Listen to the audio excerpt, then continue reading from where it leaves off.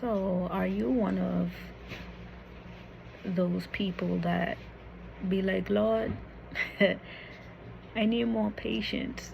I ain't gonna lie. Patience is not something that you need to pray for, because I feel like that's one of the fruit of the Spirit that's kind of inevitable, regardless of whatever season you're in, right? So think about it. The Bible speaks about patience in Galatians 5:22 to 24 in the Amplified Version, as one of the fruits of the Spirit. Now, some versions might say patience, some might say long suffering, because in all honesty, that's really what it is, long suffering.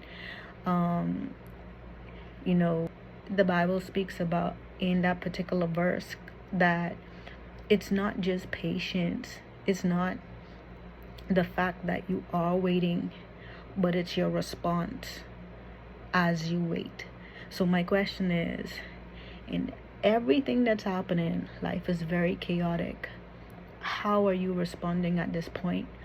And it wasn't until he showed me that, yeah, by default, you would be in seasons where you are waiting on a blessing, you're waiting on your breakthrough at some point, right? But how are you waiting in the process?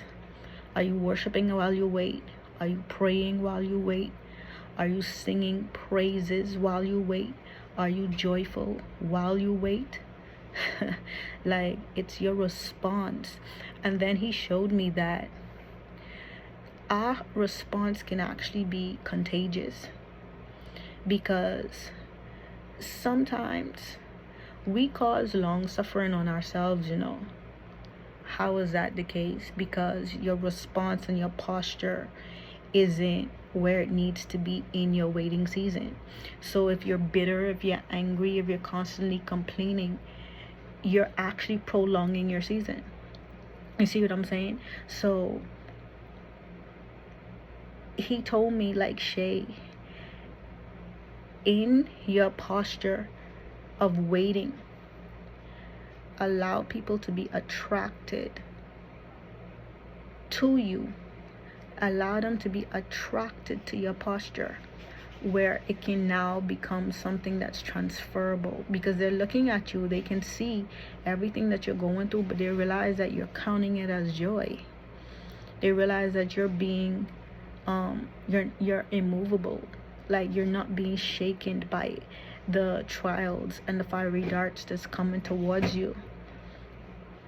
You have the ability to have a light shone upon you, and you have the ability to let light shine through you, through your waiting season.